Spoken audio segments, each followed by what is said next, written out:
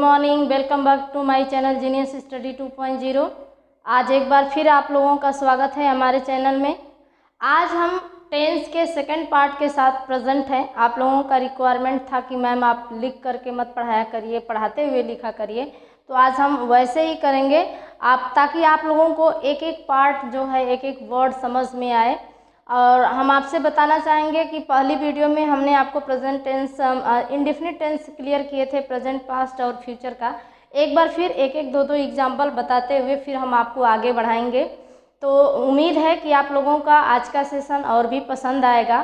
काफ़ी बच्चों ने टेंस की वीडियो को लाइक किया है, तो मैं पूरी उम्मीद करते हैं कि आप लोग जो हैं इस सेशंस को भी पसंद करेंगे। तो चलिए लेट्स लर्न, यानी कि चलिए हम सीखते हैं। ठीक है, क्या सीखते हैं? टेंस। सबसे पहले हम आपको ये बताना चाहेंगे कि कुछ रूल्स हैं जो हम आपको लिखे हैं, कल पहली वीडियो में बताए थे, आज फिर एक बार उसके बारे में आप जान लीजिए। देखिए, प्रेजेंट, पास्ट और फ्यूचर, इन तीनों का इंडेफिनिट टेंस हम आपको बता रहे हैं। प्रेजेंट का भी, पास्ट का भी, फ्यूचर का भी। लेकिन आपको ये क्लियर करते चलेंगे कि कब प्रेजेंट का होगा और कब फ्यूचर का होगा, कब पास्ट का होगा। ठीक है, तो सिंपल से टेंस बनाने में, इंडेफिनिट टेंस बनाने में जो रूल हम फॉलो करते हैं, सबसे पहले सब्जेक्ट लगता है, देन वर्ब का फर्स्ट फॉर्म लगता है। फिर अगर हमारा प्रेजेंट टेंस है तो यस या ईएस फॉर्म का यूज करते हैं सिंगुलर नंबर के साथ, प्लूरल के साथ इसका यूज नहीं होता है। ये आपका प्रेजेंट टेंस में आता है। देन अगर हम पास्ट की बात करें तो पास्ट टेंस में पहले सब्जेक्ट लगाएंगे, फिर वर्ब का थर्ड फॉर्म लगाएंगे, इसमें कोई हेल्पिंग वर्ब नहीं आती है, ये आपके पास्ट टेंस में होता है। और फ्यूचर टेंस की अगर हम बात करें तो फ्यूचर टेंस में सब्जेक्ट, इसमें हेल्पिंग वर्ब आता है विल और शैल। विल और शैल के बाद वर्ब का फर्स्ट फॉर्म लगाते हैं। देन हम ये तीनों जो सेंटेंस हैं, तीनों सेंटेंस में हम ऑब्जेक्ट लगाते हैं। कुछ इसमें एक्स्ट्रा आता है तो फिर हम उसको एक्स्ट्रा को भी ऐड कर देते हैं। ठीक है, तो आइए हम पहला सेंटेंस आपको बताने जा रहे हैं कि पहला जो प्रेजेंट टेंस का जो देते हैं, वह प्रत्येक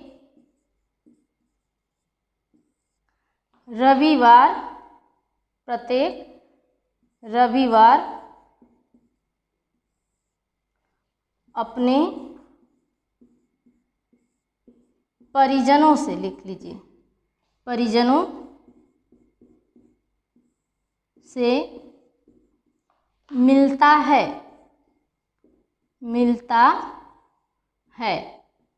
तो जैसे आपको हमने बताया है कि जो प्रेजेंट टेंस है उसमें ता है, ती है, ते है, ये आता है।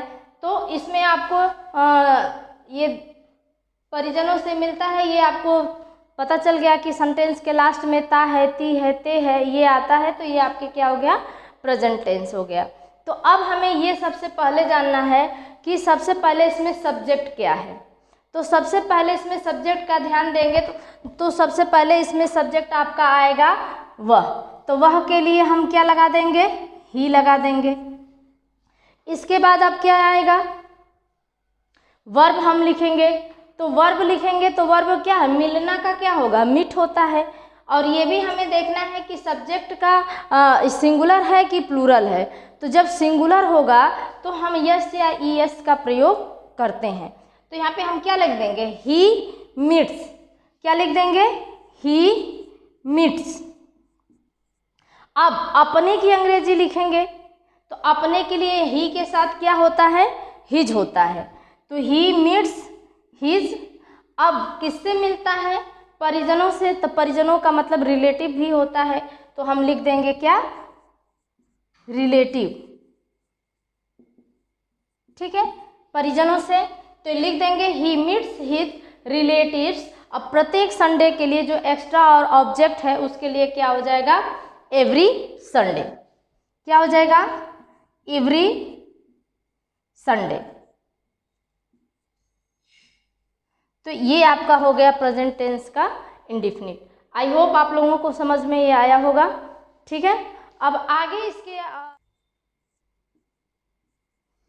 वह यहाँ भुने चने बेचते हैं। एक मिनट, बेचते हैं। अब देखिए इसमें भी तो आ रहा है, तो इसका देख लीजिए क्या हो रहा है। वह यहाँ भुने चने बेचते हैं, सबसे पहले इसमें क्या आएगा, वह आएगा। तो वह हमारा क्या है, सब्जेक्ट है। तो सबसे पहले हम सब्जेक्ट का देखेंगे। सब्जेक्ट क्या हो जाएगा, ही। अब बेचने के लिए सेल। अब यहाँ पे हम सबसे देखेंगे ना कि सबसे पहले कि इसमें अब वर्ब क्या है। तो वर्ब क्या होगा, बेचना। तो इसके लिए क्या लिखेंगे, सेल। ठीक है। वह यहाँ भुने चने बेचते हैं, तो यहाँ पे क्या हो जाएगा, सेल हो गया। तो ही सेल, एस लगा देंगे। ही सेल्स क्या, भुने चने का रोस्टेड होता है। भूनने का मतलब रोस्टेड होता है। तो हम यहाँ पे रोस्टेड क्या कर देंगे, चने का ग्राम हो जाएगा। तो हम यहाँ सीधे लिख देंगे ही सेल रोस्टेड। देखिए रोस्टेड ग्राम। अब यहाँ के लिए देर का प्रयोग करेंगे, तो ये हो जाएगा ही सेल रोस्टेड ग्राम हेयर। यहाँ है ना, तो क्या हो जाएगा, हेयर। ये आपके जो हो गए ये। अब यहाँ पे ध्यान से आप देख सकते हैं कि ये आपका सब्जेक्ट ही हो गया। वर्ब आपका क्या हो गया, सेल मतलब बेचना। तो यहाँ सेल्स हो जाएगा क्योंकि ही हमने लगाया है। तो ही सेल्स रोस्टेड ग्राम। यहाँ रोस्टेड भुना चने के लिए रोस्टेड होता है, तो रोस्टेड ग्राम हेयर हो जाए। हेयर मतलब यहाँ। ये आपके प्रेजेंट टेंस के ये दो एग्जाम्पल हो गए। अब आइए आपको हम पास्ट टेंस के कुछ एग्जाम्पल्स बताते हैं। जो पास्ट टेंस के एग्जाम्पल हैं, ये पास्ट का जो इंडिफिनिट है उसको देख लीजिए।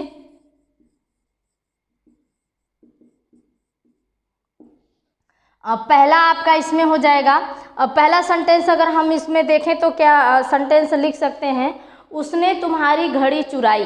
तो आइए इसका पहले हम बनाते हैं क्या, उसने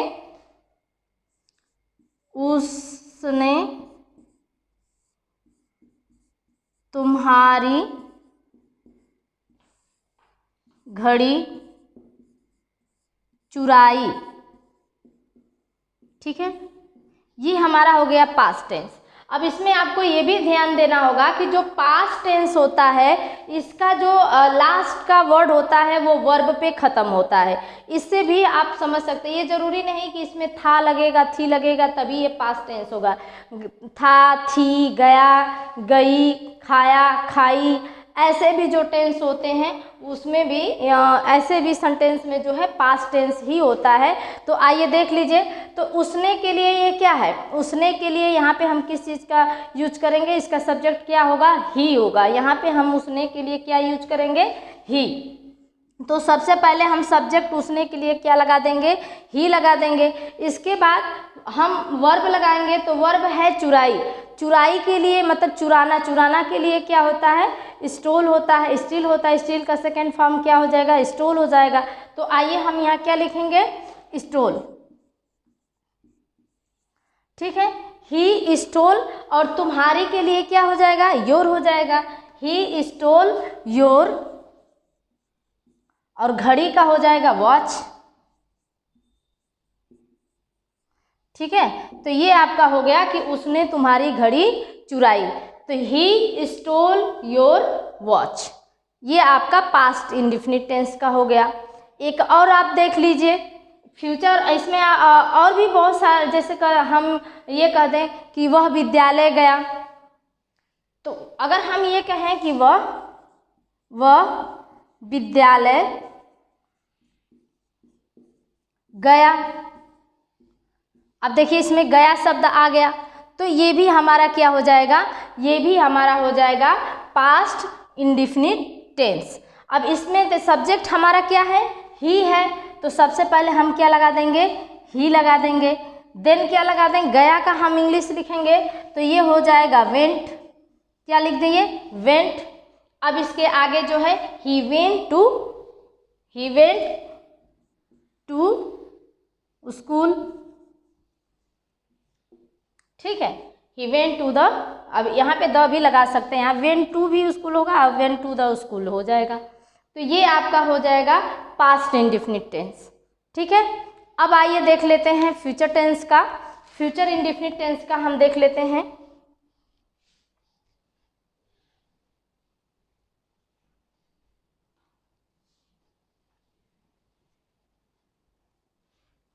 फ्यूचर इंडेफिनिट टेंस में आपका सेम वही है, क्या लगाएंगे, सब्जेक्ट लगाएंगे प्लस विल और शैल का यूज करेंगे, विल और शैल का यूज करेंगे। इसके बाद वर्ब का फर्स्ट फॉर्म लगाएंगे, देन ऑब्जेक्ट लगाएंगे। ये आपका जो हो जाएगा फ्यूचर इंडेफिनिट टेंस हो जाएगा। तो इसके लिए सेंटेंस हम कोई एक सेंटेंस रखते हैं। मेरे मित्र मुझे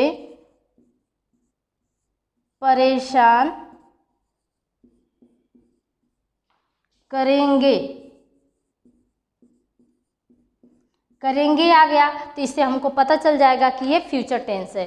तो मेरे मित्र के लिए क्या लगाएंगे, माई फ्रेंड लगाएंगे। यहाँ पे क्या लगाएंगे, माई फ्रेंड लगाएंगे। ये आपका सब्जेक्ट हो गया। अब हमें ये जानना है कि फ्रेंड है, तो हमने आपको बताया था कि अगर जनरल सेंस में हम फ्यूचर टेंस में बात करेंगे तो जनरल सेंस में विल का प्रयोग करेंगे, किसके साथ, ऑल के साथ, आई और वी के साथ शैल का यूज करेंगे। तो ये सामान्य है, इसमें कोई डिटर्मिनेशन, कोई ऑब्लिगेशन नहीं है, इसलिए हम माई फ्रेंड के साथ क्या यूज करेंगे, विल का यूज करेंगे। अब ये क्या हो गया, माई फ्रेंड विल। अब परेशान करने की अंग्रेजी क्या होती है, ट्रबल। ट्रबल हो जाएगा, ये आपका वर्ब हो गया। अब यहाँ मुझे ऑब्जेक्ट बच रहा है तो हम इसके लिए क्या लगा देंगे, मी लगा देंगे। ठीक है, it is clear all of you. I hope यहाँ तक आप लोगों को समझ में आया होगा कि हम future tense, future indefinite tense, past indefinite tense और प्रेजेंट इंडेफिनिट टेंस जो सिंपल टेंस होते हैं उसको हम कैसे बनाते हैं। फिर एक बार देख लीजिए, जो सिंपल टेंस होते हैं फ्यूचर के, उसमें सब्जेक्ट का यूज करते हैं और हेल्पिंग वर्ब में विल और शैल का यूज करते हैं। और इसके बाद जो है एक आपको हम डिटर्मिनेशन वाला बता दे रहे हैं, जो इनकी भी परिस्थितियों को चेंज करने के लिए जो आता है उसका हम बता देते हैं कि हम अपने माता पिता की सेवा अवश्य करेंगे। अगर मान लीजिए ऐसे हम सेंटेंस दे रहे हैं, हम अपने माता पिता, अब हम अपने माता पिता की सेवा अवश्य करेंगे।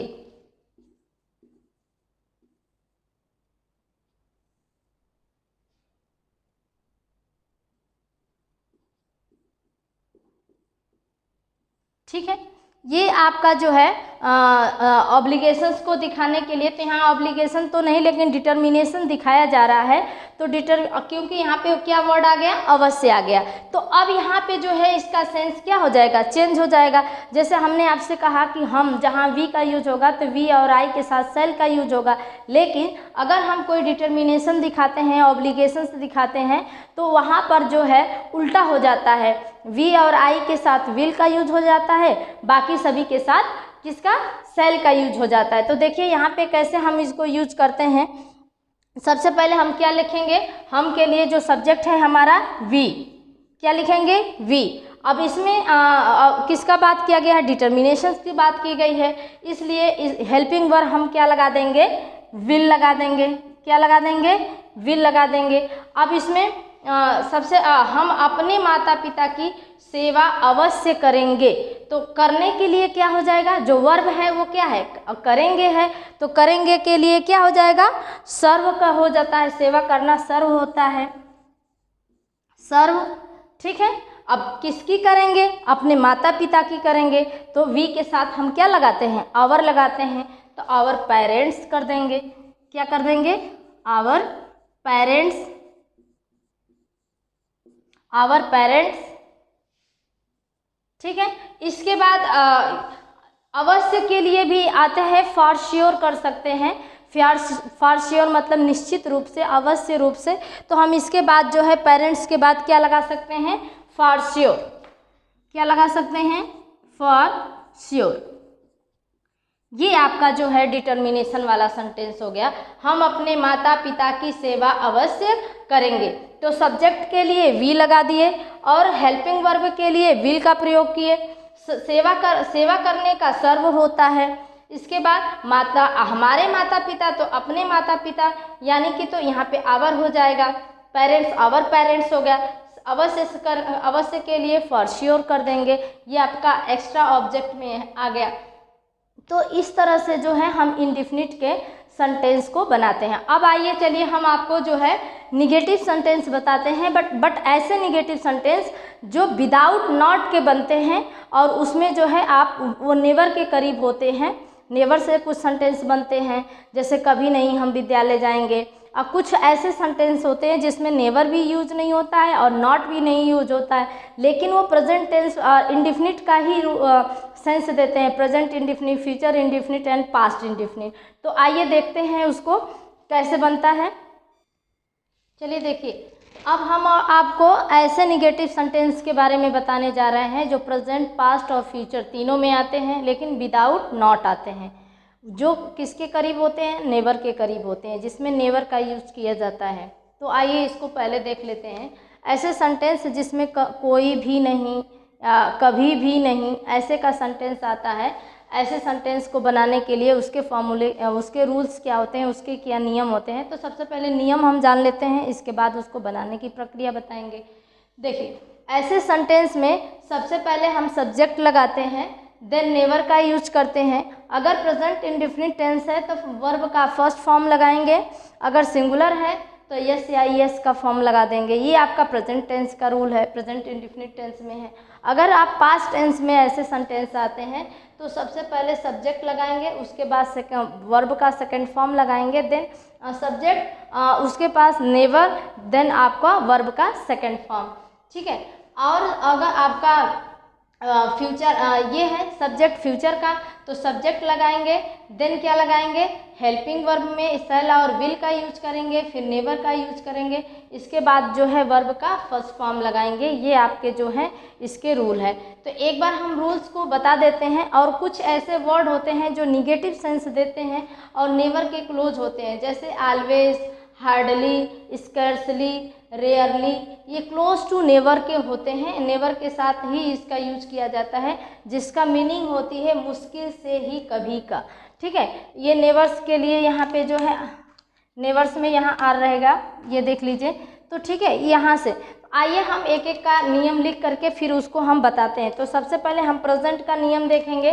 तो प्रेजेंट के लिए क्या लगाएंगे, पहले सब्जेक्ट लगाएंगे, सब्जेक्ट के बाद क्या लगाएंगे, नेवर का यूज करेंगे, नेवर, देन वर्ब का फर्स्ट फॉर्म लगाएंगे, इसके बाद यस या ईएस का फॉर्म देंगे, इसके बाद आपका क्या लगा देंगे, ऑब्जेक्ट लगा देंगे।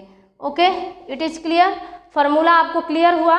सभी लोग नियम पहले देख लीजिए, इसके बाद हम एग्जाम्पल आपको बताते हैं। तो इसका एग्जाम्पल्स देख लिए। वह कभी किसी को गाली नहीं देता। ठीक है, वह कभी किसी को गाली नहीं देता है। तो आइए इसको देखते हैं। वह कभी किसी को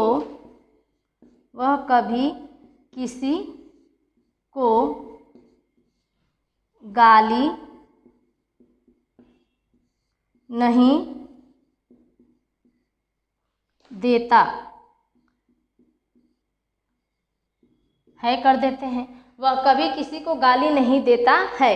तो ये आपका प्रेजेंट इंडेफिनिट टेंस के निगेटिव में आ गया। अब इसका हम नियम बनाते हैं। तो सबसे पहले क्या लगाएंगे, सबसे पहले हम सब्जेक्ट लगाएंगे। तो सब्जेक्ट सबसे पहले वह के लिए ही आएगा, तो सबसे पहले हम क्या लगा देंगे, ही लगा देंगे। और हमारा रूल क्या कह रहा है कि सब्जेक्ट के तुरंत बाद हम नेवर का यूज करेंगे। तो ये हम यहाँ पे क्या लगा देंगे, नेवर लगा देंगे। ठीक, अब ये हम देख लें कि वर्ब फर्स्ट फॉर्म है, सेकंड फॉर्म है, तो उसके लिए हम क्या कर देंगे, उसके साथ हम इसका वर्ब के साथ यस या यस का यूज करेंगे। तो गाली देने के लिए एक वर्ड आता है एब्यूज। तो एब्यूज वर्ड देख लीजिए क्या होता है, एब्यूज। तो ये वर्ब हो जाएगा एब्यूज। ठीक है, यहाँ पे एब्यूजेस हो जाएगा क्योंकि ये ही है। तो यहाँ पे नेवर के साथ यस या यस फॉर्म लगेगा, तो ये क्या हो जाएगा, एब्यूजेस हो जाएगा। तो ही नेवर एब्यूज, वह कभी किसी को गाली नहीं देता है। तो ही नेवर एब्यूज एनीवन कर देंगे, किसी के लिए क्या हो जाएगा, एनीवन हो जाएगा। देख लीजिए, तो ही नेवर एब्यूजेस एनीवन। ठीक है, नियम आपको क्लियर हुआ। सब्जेक्ट का ही, इसके साथ हम नेवर का यूज करेंगे। ये सिंगुलर फॉर्म है तो वर्ब लगाएंगे, वर्ब के साथ एब्यूजेस हो जाएगा, और किसी को गाली नहीं देता है तो एनीवन कर देंगे। ठीक, एक और एग्जाम्पल इसके साथ देख लीजिए, दूसरा एग्जाम्पल में आपको समझ में आ जाएगा। दूसरा एग्जाम्पल क्या है देख लीजिए, इसका पास्ट टेंस में ले लेते हैं इसको। उसने इसी को अगर हम पास्ट में बना लेते हैं तो इसको कैसे बना सकते हैं? उसने कभी किसी को गाली नहीं दी। उसने कभी किसी को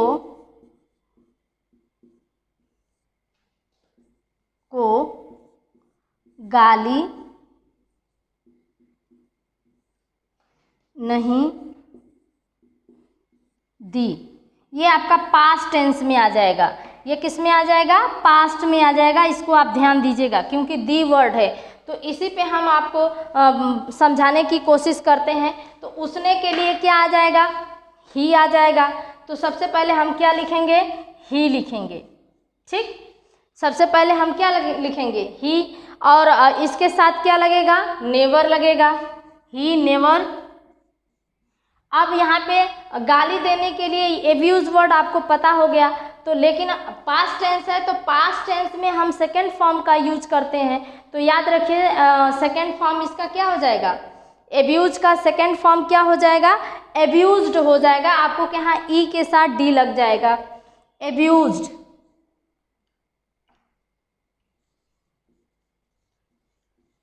अब क्या हो जाएगा? He never abused anyone. He never abused anyone. ये आपका जो हो जाएगा वो क्या हो जाएगा?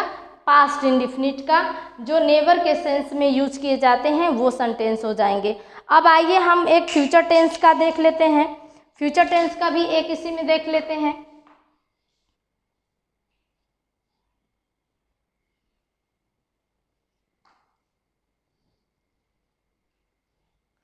इसको ध्यान से थोड़ा सा आप लोग देखिएगा।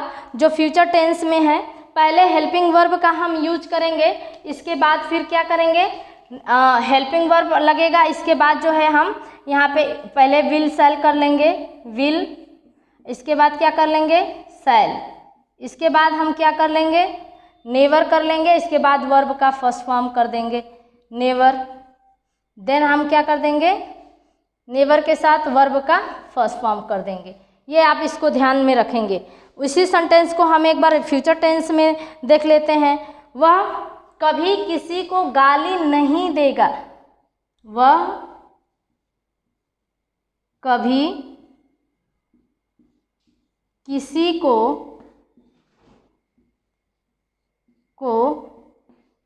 गाली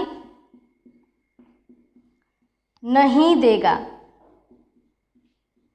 ये देगा वर्ड आ गया। ठीक है, तो ऐसे सेंटेंस में क्या हो जाएगा? फ्यूचर टेंस हो जाएगा आपका।